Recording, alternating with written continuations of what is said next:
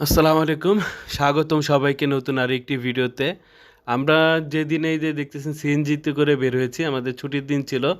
তারপরে অফিসে যেতে হয়েছে। তো অফিস থেকে এসে দুপুরে খাবার খেয়ে আমরা বের হয়ে পড়েছি। চট্টগ্রামে খুব ইন্টারেস্টিং একটা জায়গা। দীর্ঘদিন আগে যাওয়া হয়েছিল, এরপরে আবার ইচ্ছে করছিল যে যাব। তো আমরা ২ ভাই মিলে এরপর একটা সিএনজি নিয়ে উঠে পড়েছি ওই জায়গাটার দিকে। তো আগ্রাবাদ অ্যাক্সেস রোড হয়ে এই যে চলে এসেছি টাইগার পাসের এখানে। ওই যে দূরে দেখতে পাচ্ছেন এখানে একটা টাইগার।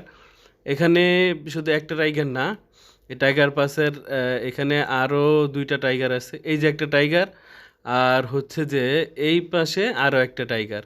তো এই জন্য এটাকে টাইগার পাস বলে।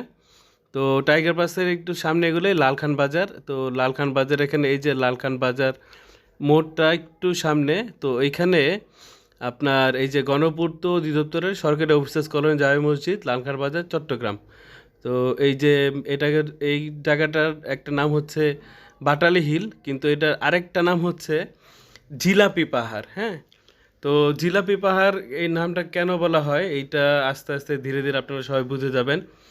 তো এই পাহাড়ে ওঠার যে রাস্তাটা, এই রাস্তাটা দুইভাবে উঠতে পারবেন। মূলত হচ্ছে এই যে সড়ক রাস্তা, এই রাস্তা তো প্রবেশমুখে এটা সড়ক রাস্তা। এখানে এই যে আপনি এই সড়ক হয়ে মানে পুরো 180 ডিগ্রি ঘুরে এরকমভাবে আসতে পারবেন। তো এটা মূলত হচ্ছে যে গাড়ি চলাচলের জন্য।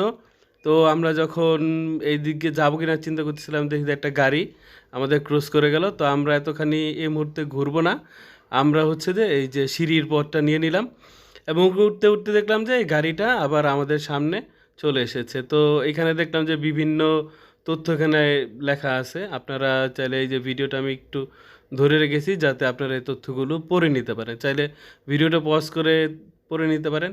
তো আমরা আরেকটা সিঁড়ি নিয়ে নিতেছি, এই দেখেন পুরো 180 ডিগ্রি ঘুরে আবার 180 ডিগ্রি ঘুরে, মানে 180 ডিগ্রি ঘুরে আবার 100 ডিগ্রি ঘুরে এই রাস্তাগুলো এসে।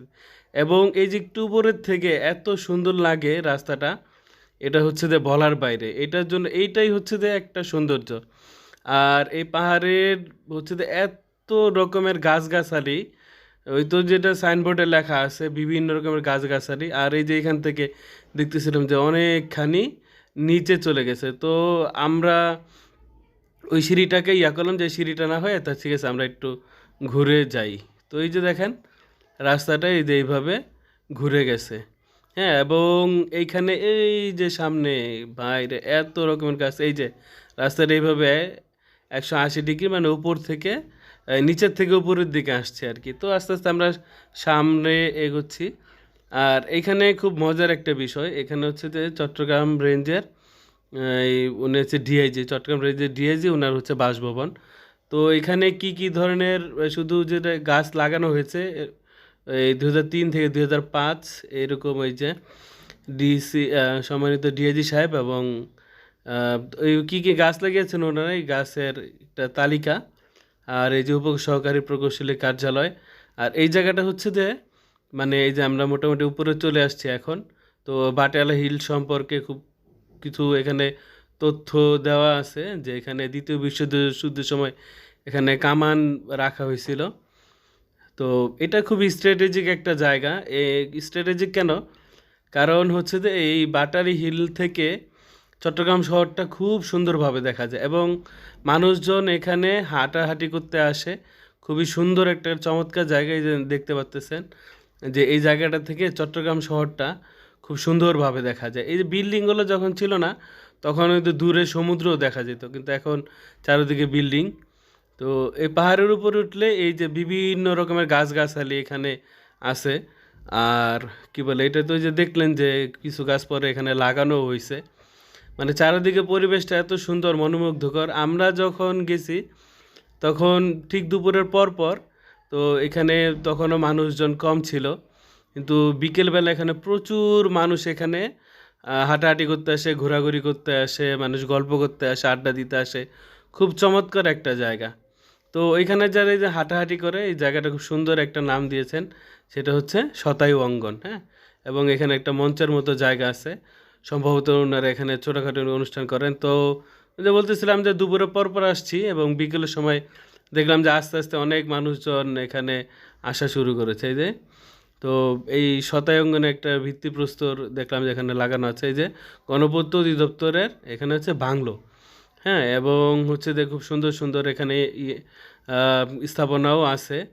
আর এখানে প্রচুর আমরা যখন চলে গেলাম, তো কি বলে এটাকে, যখন আমরা বের হয়ে যাচ্ছি তখন দেখলাম যে অনেক মানুষ আসছে। আর বিকেলবেলাটাতে অনেক যারা সাইকেলিং করে অনেকে এই জায়গাটাতে ওরা প্র্যাকটিস করার জায়গা হিসেবে ওরা এই জায়গাটাকে ব্যবহার করে খুব সুন্দরভাবে, একদম নিচের থেকে উপরে উঠতেছে, আবার উপরের থেকে নিচে নামছে। আবার অনেকে এই কী বলে মোটর সাইকেল যারা চালায় এটা কর্নারিং বলে, ওরা একটা কর্নারিং প্র্যাকটিস করার জন্য এটা খুবই ওদের জন্য আদর্শ একটা জায়গা। তো ওই যে অনেকে দেখলাম যে মোটর সাইকেল নিয়েও আসতেছে, কেউ হাইটে আসতেছে, বিভিন্ন জন বিভিন্ন ব্যবস্থা আসতেছে তাদের সময়টা খুব সুন্দর সময়টা উপভোগ করার জন্য।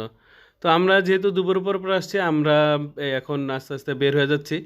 কারণ আমরা যদি বিকেলে আসতাম তাহলে যত সুন্দরভাবে আপনাদেরকে দেখাতে পারতেছি ভিডিও করে, এত সুন্দরভাবে হয়তো দেখাতে পারতাম না। আর রাস্তাগুলো এত সুন্দর সর্পিল আকার, হ্যাঁ মানে খুবই সুন্দর লাগছিল। এই যে দুজনে যে সাইকেল ওদের চালানোর প্র্যাকটিস করতে করতে ওরা ঠিক আমাদের পাশ দিয়ে বের হয়ে গেল। আর আমরা দেখতেছিলাম আর কি, মানে এত সুন্দর পরিবেশ, চারিদিকে সবুজ। আর এটা যে চট্টগ্রাম শহরের ভিতরে, তো শহরের ভিতরে ঠিক শহরের ভিতরে এত সুন্দর সবুজ জায়গা। আর ওই যে বললাম পাহাড়ে ওঠা নামার পথটা সর্পিল আকার, মানে এই যে পিচ চালা পথটা সর্পিল আকার। আর কিছু কিছু আছে আমার মতো যাদের তো যদি কেউ সহজে একটু উঠতে চায় তাহলে মাঝে মাঝে এই যেরকম সিঁড়ি করা আছে কংক্রিটের। তো আপনি দুভাবে উঠতে পারেন, আপনার গাড়ি নিয়ে এই জায়গাটা ধরে এই আস্তে আস্তে করে আগায় যেতে পারেন, মানে এরকম সর্পিল আকারভাবে সুন্দর করে। অথবা আপনি চাইলে মাঝে মাঝে সিঁড়ি আছে, এই সিঁড়িগুলো ধরে আপনি আস্তে আস্তে হেঁটেও যেতে পারেন। তো আমরা তো মোটামুটি উপর থেকে উঠে গেলাম। আর এই যে নিচে নামার সময় এরকম সুন্দর একটা ছোট্ট বসার জায়গা আছে, অনেকে যারা হয়তো ক্লান্ত হয়ে গেলে বসে পড়ে। তো এই যে আমরা যে জায়গা থেকে আসলে উঠছিলাম এই জায়গাটাতে আবার চলে আসছি এই যে মসজিদে। তো এখানে আসলে আমাদের আসরের নামাজের সময় হয়ে গেছিলো, আমরা আসর নামাজ পড়ে এরপর আবার আরেকটা জায়গায় যাব। তো এই তো চারিদিকের অবস্থা, এবং আস্তে আস্তে মানুষের ভিড় বাড়তেছে। আর এটা হচ্ছে যে লালখান বাজার, লালখান বাজারের ঠিক পাশেই, মানে জায়গাটা সবাই চিনে, সবাই না অনেকে নাম জানে, কিন্তু এক্সপ্লোর করাটা একটা অন্যরকম একটা অভিজ্ঞতা এখানে। তো এতক্ষণ যারা ছিলেন সবাই ভালো থাকবেন, সুস্থ থাকবেন।